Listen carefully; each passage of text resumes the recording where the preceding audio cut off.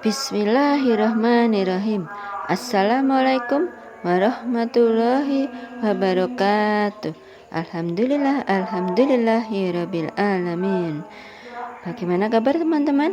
Semoga selalu berada dalam keadaan penuh cinta, rahmat, berkah dari Allah dan berlimpah rezekinya baik di dunia maupun di akhirat.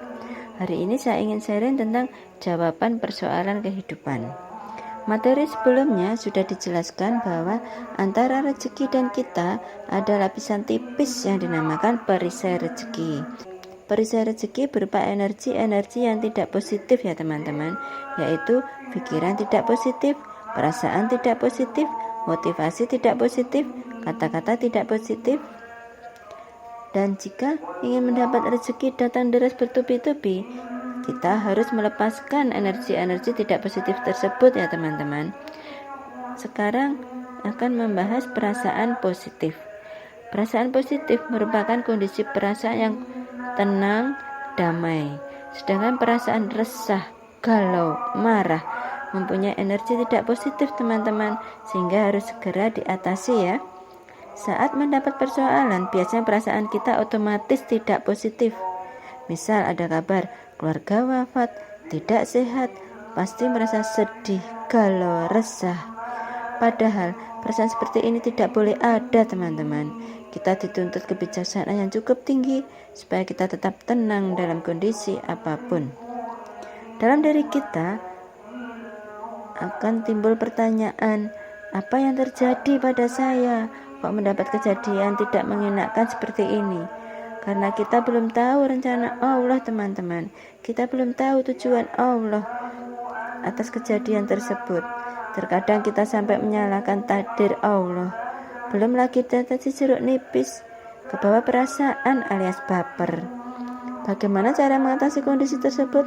Yaitu dengan berinteraksi bersama Al-Quran. Kalau di Manut Rezeki namanya Garputala. Di sini kita menggentarkan Al-Quran untuk menghasilkan energi positif yang akan membantu kita. Langkah Garputala, pertama, tulis persoalan yang ingin ditanyakan kepada Allah. Kemudian buat skor atas persoalan tersebut dengan nilai 0 sampai 10. Makin rendah angka, makin tenang hatinya. Tambahkan energi positif dengan wudhu, sholat 2 rakaat, sholat hajat atau sholat taubat, istighfar 100 kali, sholawat Nabi 7 kali, zikir sampai benar-benar terasa tenang. Kalau di Manut Rezeki biasanya pakai zikir Al-Malikul. Seperti ini teman-teman. La ilaha illallah Al-Malikul Hakul Mubin Muhammad Rasulullah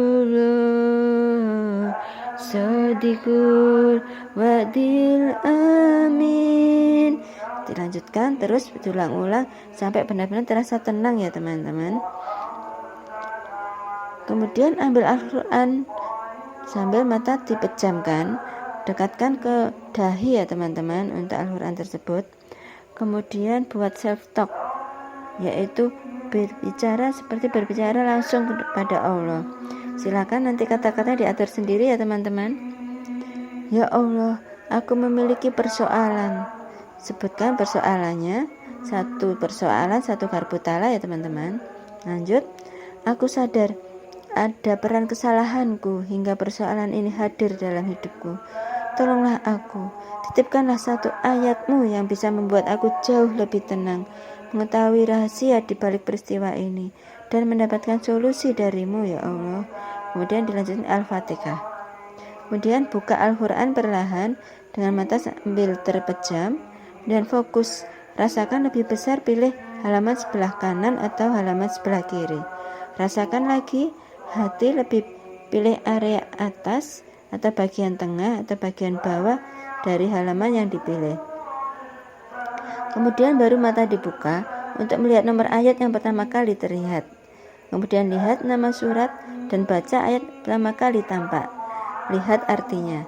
Jika teman-teman kurang paham dengan arti ayat tersebut sehubungan dengan masalah yang sedang dihadapi, silakan WA saya ya teman-teman. Tenang, gratis kok. Saya menyarankan sebelum melakukan garpu tala, lebih baik melakukan sholat taubat dengan langkah-langkah seperti di materi menjaga hubungan baik yang ketiga. Karena beberapa teman menanyakan kenapa ayat yang ditemukan kok tidak ada hubungannya dengan masalah yang dihadapi.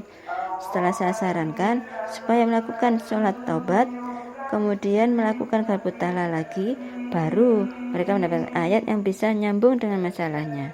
Hal ini bisa terjadi karena saat melakukan garpu tala belum bisa fokus total teman-teman. Persoalan apapun teman-teman, silakan langsung garpu tala ya. Garpu tala bisa dilakukan sewaktu-waktu selama masih dalam waktu sholat sunnah. Jadi sekarang kalau ada masalah, berusaha tidak curhat ke teman, pasang status Facebook, pasang status WhatsApp. Soalnya berisiko teman-teman, bisa-bisa semakin melebar masalahnya.